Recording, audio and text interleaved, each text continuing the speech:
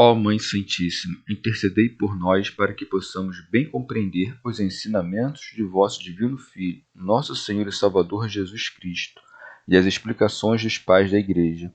Ó Virgem Imaculada, ofereço-vos este trabalho e peço que abençoais aqueles que o ouvirem, e que seja para a maior honra e glória de Deus. Amém.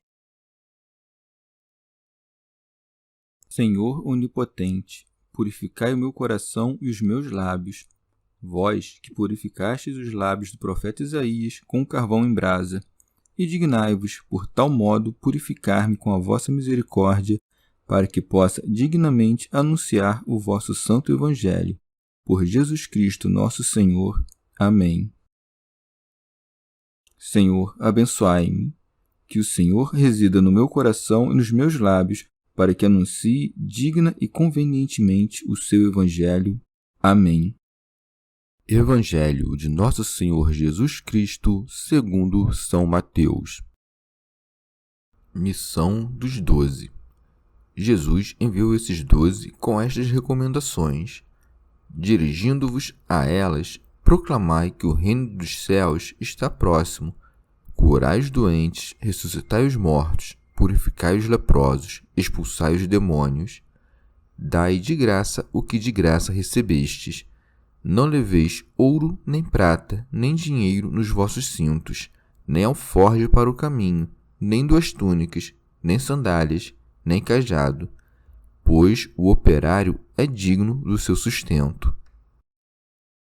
Quando entrardes numa cidade ou num povoado, procurai saber de alguém que seja digno, e permanecei ali até vos retirardes do lugar. Ao entrardes na casa, saudai-a dizendo: a paz seja nesta casa. E se for digna, desça a vossa paz sobre ela. Se não for digna, volte a vós a vossa paz. Mas se alguém não vos receber e não dá ouvidos às vossas palavras, saí daquela casa ou daquela cidade e sacudi o pó de vossos pés. Em verdade vos digo, no dia do julgamento haverá menos rigor para Sodoma e Gomorra do que para aquela cidade. Comentários dos Pais da Igreja. Comentário de São Tomás de Aquino em forma de glosa. Depois de os ter ensinado aonde ir, diz o que devem pregar. Dirigindo-vos a elas, proclamai que o reino dos céus está próximo. Rabano Mauro.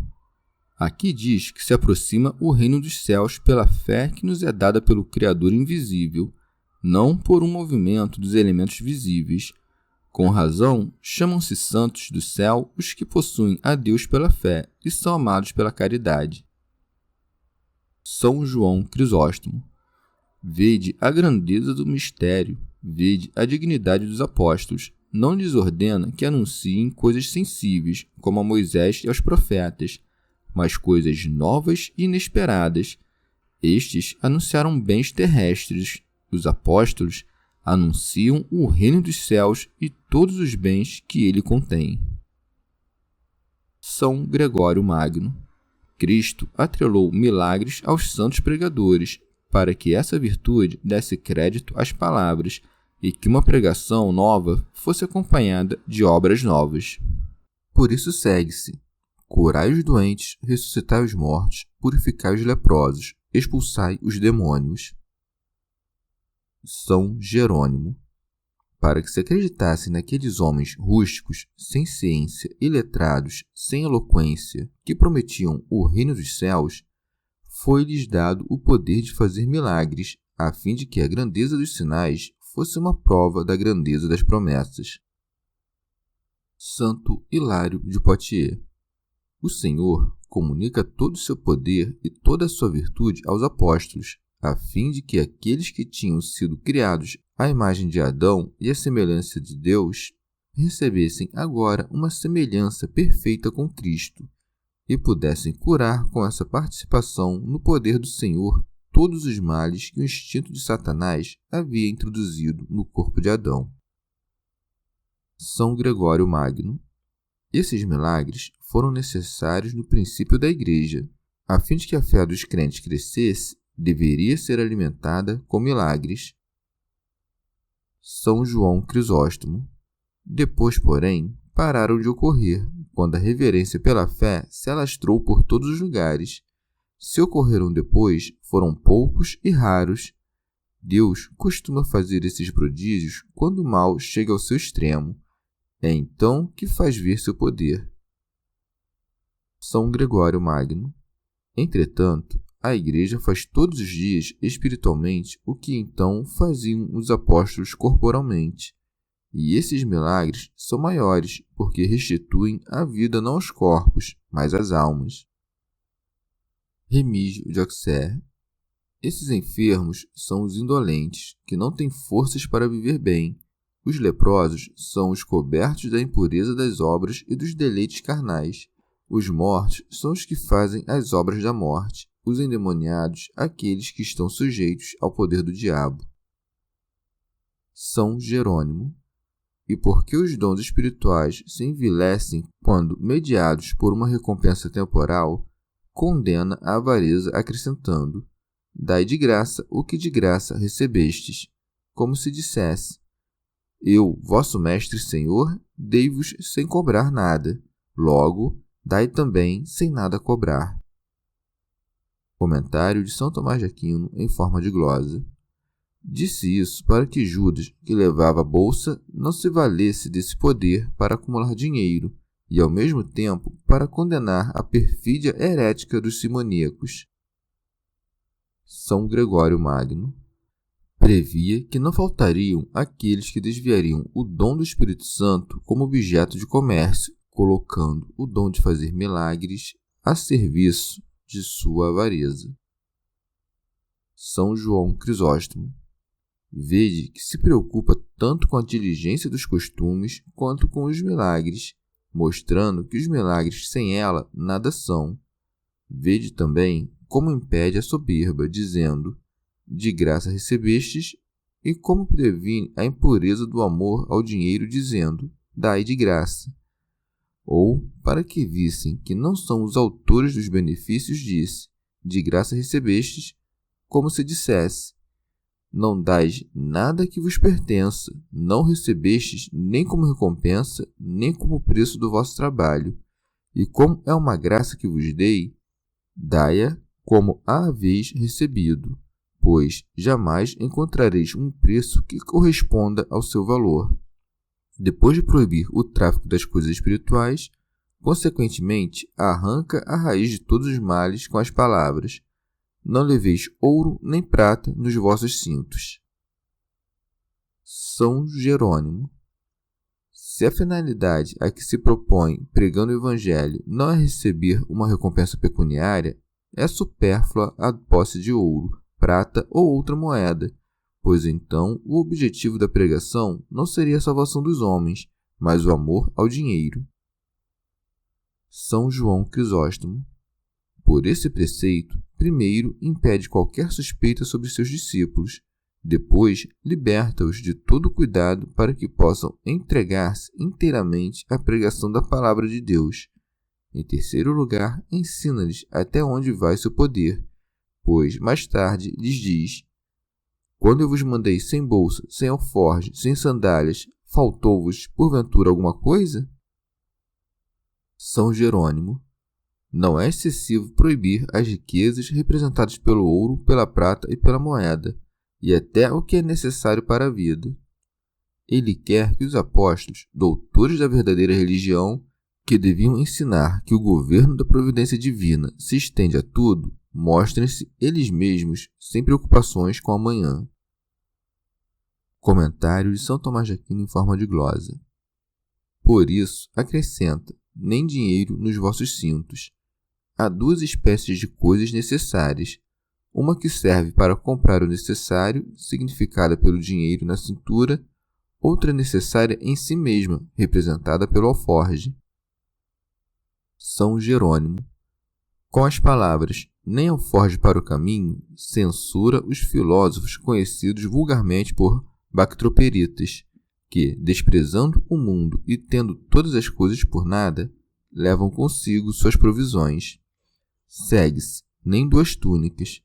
Essas duas túnicas parece-me significar 2 vestimentas completas.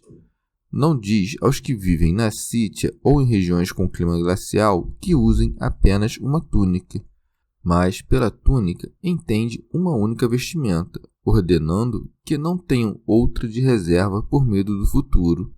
Segue-se, nem sandálias.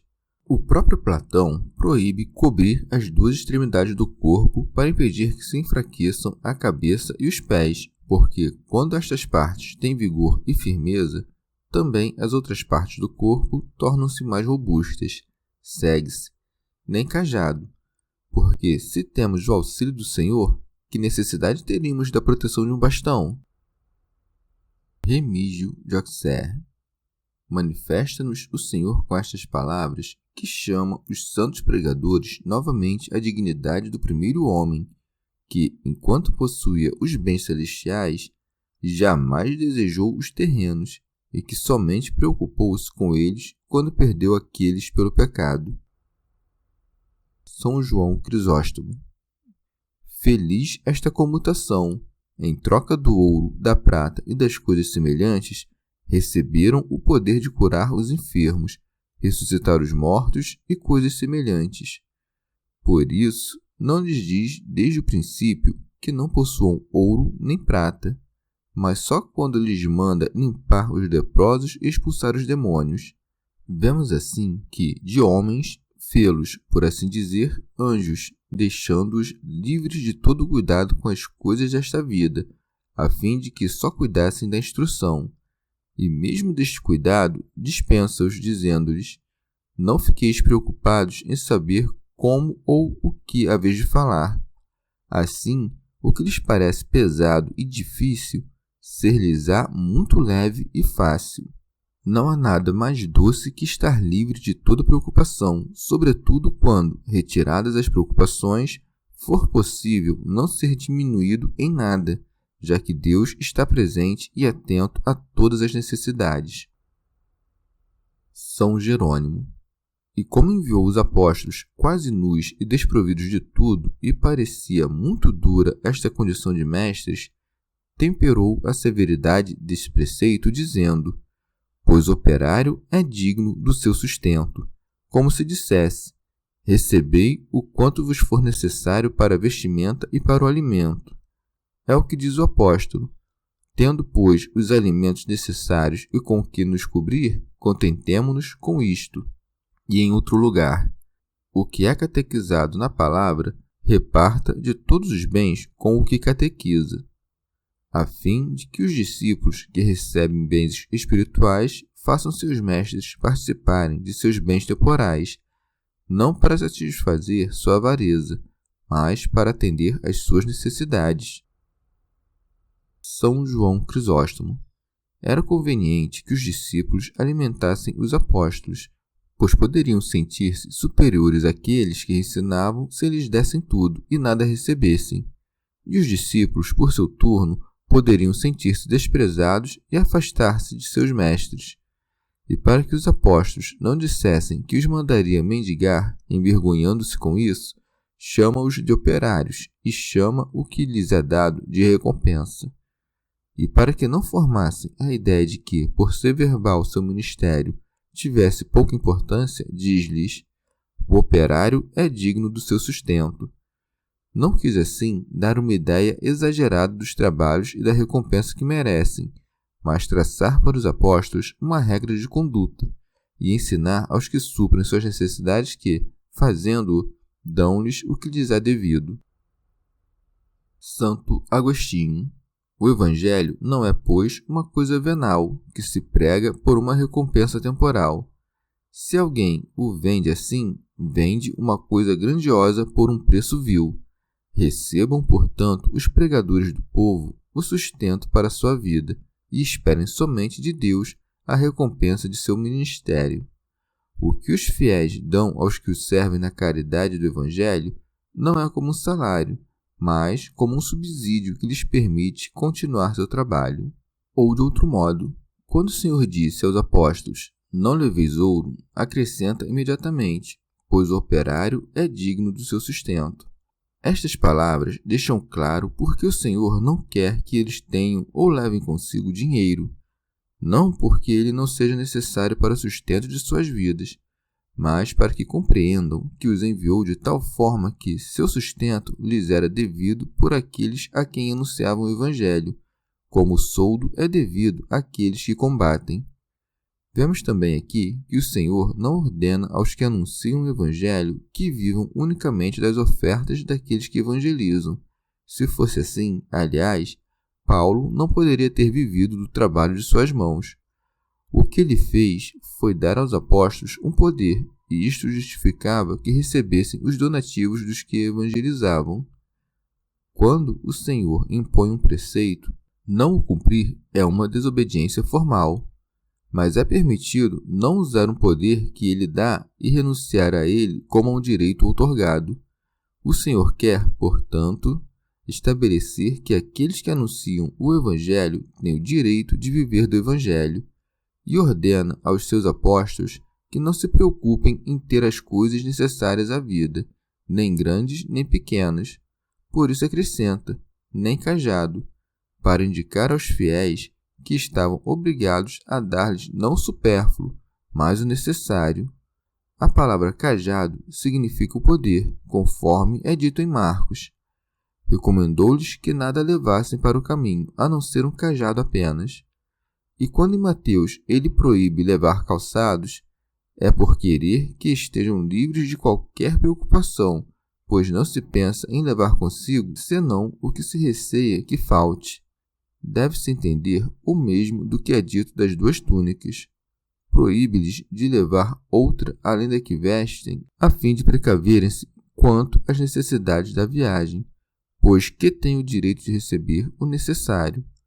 Em Marcos, Nosso Senhor permite-lhes calçar sandálias, e esse calçado tem necessariamente um significado místico.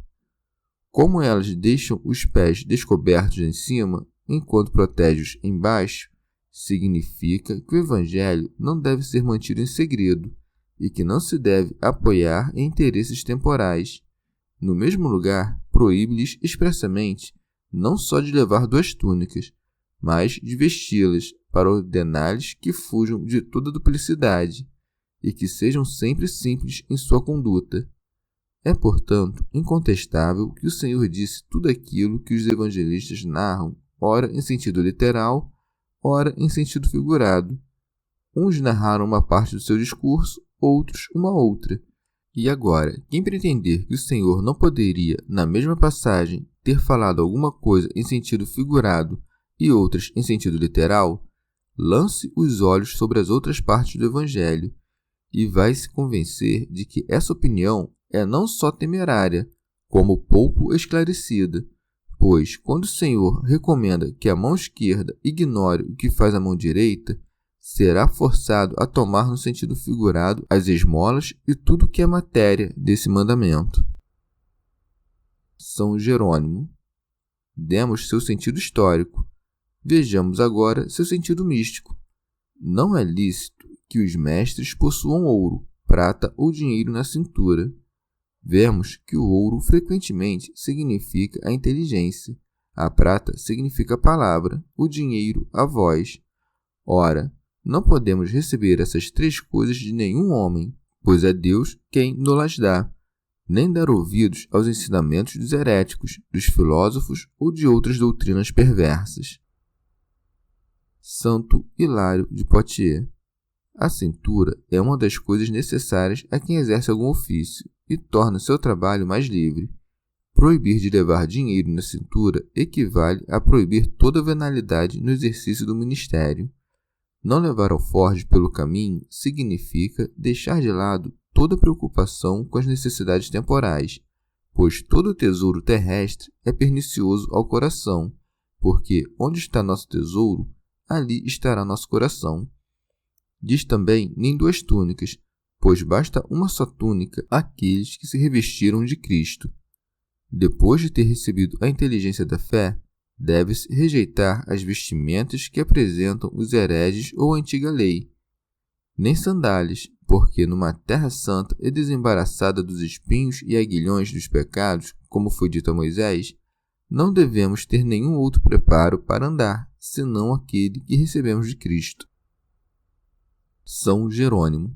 Ou então, o Senhor nos ensina a não ter nossos pés encadeados pelos laços da morte, mas a entrarmos despojados na Terra Santa, não levar bastão que se poderia transformar em serpente, nem apoiar-se em nenhum socorro da carne, pois um bastão ou uma vara são caniços frágeis, que se rompem ao menor esforço e ferem a mão de quem se apoia neles. Santo Hilário de Poitiers. Ademais, não temos necessidade de nenhum outro poder, nós que temos nas mãos a vara que saiu da raiz de Jessé. São João Crisóstomo. O Senhor disse mais acima: o operário é digno do seu sustento. Não se deve pensar, por isso, que todas as portas estivessem abertas para os discípulos. Ao contrário, ordena-lhes ter muito cuidado ao escolher onde se hospedariam. Quando entrardes numa cidade ou num povoado, procurai saber de alguém que seja digno. São Jerônimo. Os apóstolos, ao entrarem em uma cidade nova para eles, não poderiam saber que tipo de pessoas haveria ali. Sua escolha deveria, portanto, basear-se na opinião geral e no julgamento dos vizinhos, a fim de que a dignidade do pregador não fosse comprometida por quem o acolhesse. São João Crisóstomo. Por que então o Senhor aceitou a hospitalidade de um publicano? Porque esse publicano tinha se tornado digno pela conversão. Ora, essa maneira de agir era não somente para a glória dos apóstolos, mas também para o seu sustento. Se alguém é digno, dar-lhes-á o que precisam, especialmente se não pedem mais do que o necessário. Observai como, ao mesmo tempo que os despoja de tudo, dá-lhes tudo, permitindo que fiquem na casa daqueles a quem ensinam. Assim, ficavam livres de toda solicitude.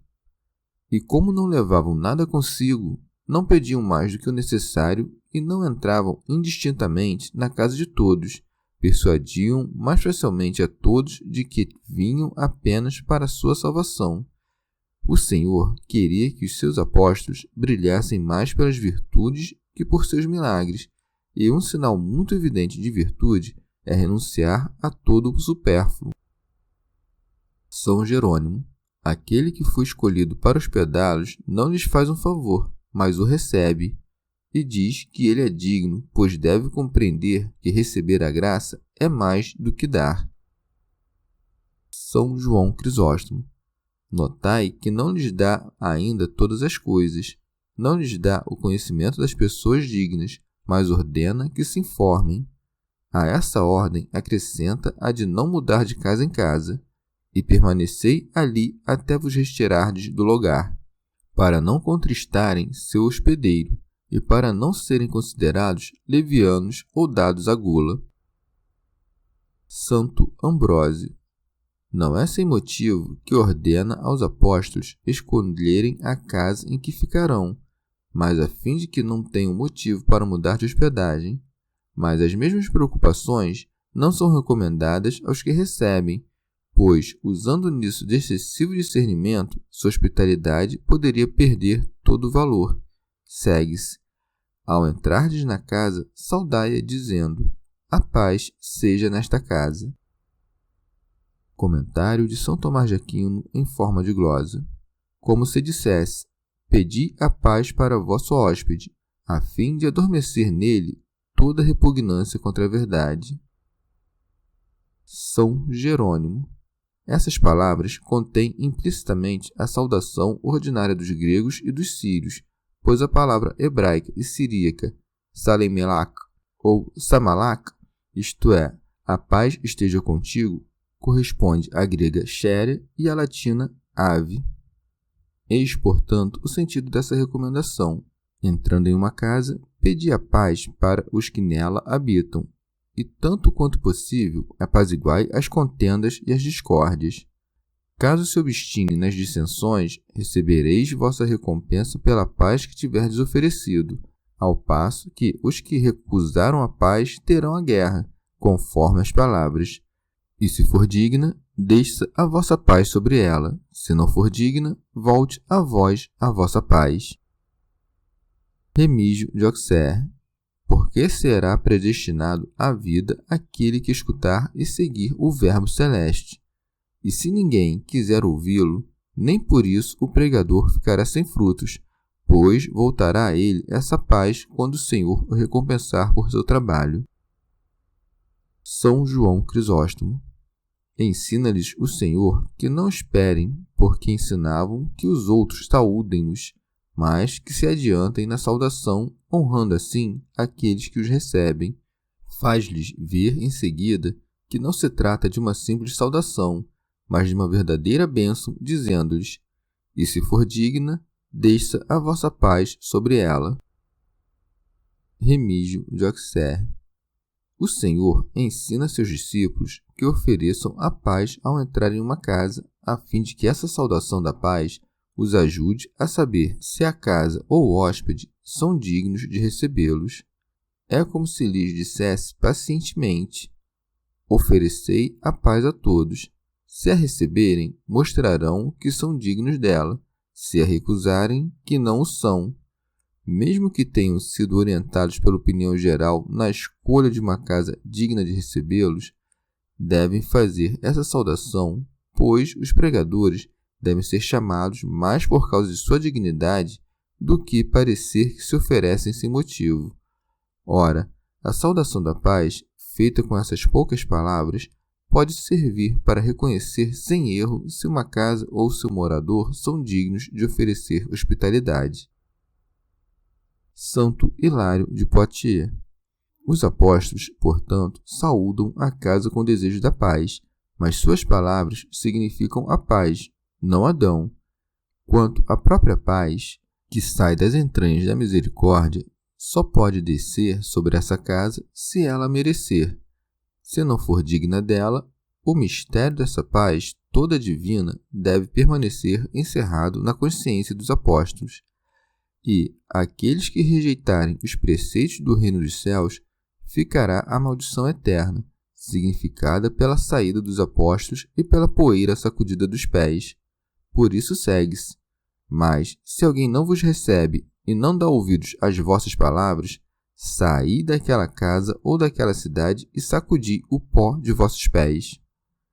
Pois, quando habitamos em algum lugar, parece que estamos em comunhão com ele, mas, sacudindo o pó dos pés, eles separam-se completamente de todo daquela casa, o qual não recebe dos vestígios dos pés dos apóstolos nenhum bem para a sua salvação.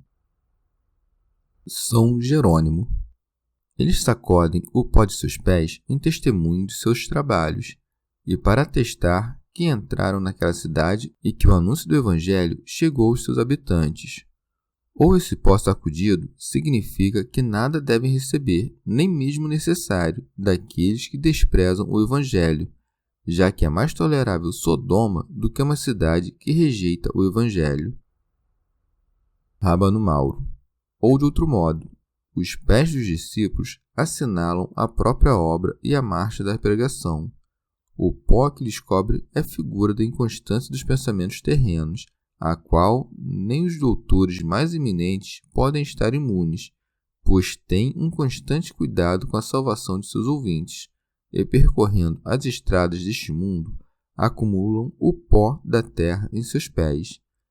Quanto aos que desprezam a sua doutrina, os trabalhos, os perigos, o cansaço e as preocupações dos discípulos tornam-se motivo para sua condenação. Para os que recebem sua palavra, as aflições e cuidados que os doutores padecem por eles servem-lhes de lições de humildade. E para que não pensem que é leve a falta de não receber os apóstolos, acrescenta: em verdade vos digo, no dia do julgamento haverá menos rigor para Sodoma e Gomorra do que para aquela cidade. São Jerônimo.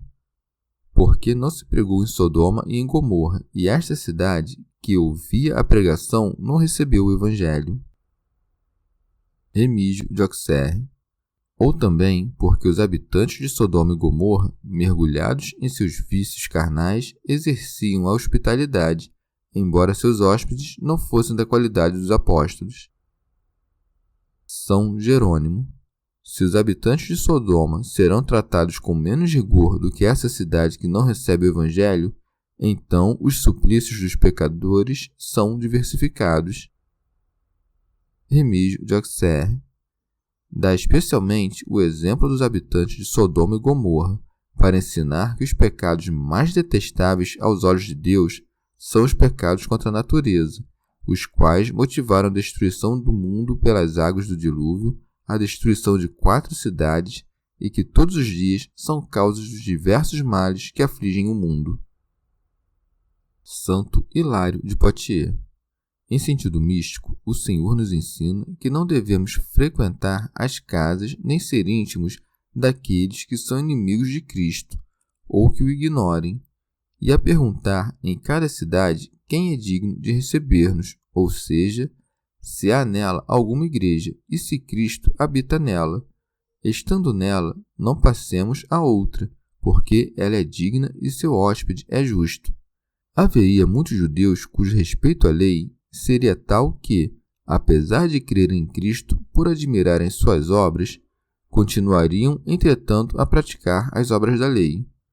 Outros, atraídos por sua curiosidade à liberdade que Cristo promete, simularão abraçar a lei do Evangelho. Finalmente, haverá ainda muitos outros que, conduzidos pela perversidade de sua inteligência, cairão em heresias. E como todos pretendem possuir a verdade da fé católica, é preciso entrar com muita prudência, mesmo nessa casa que se diz igreja. Chegamos ao fim de mais um dia de comentários da Catena Áurea. Muito obrigado por ficarem até aqui, que Nossa Senhora derrame suas graças sobre nós e até amanhã.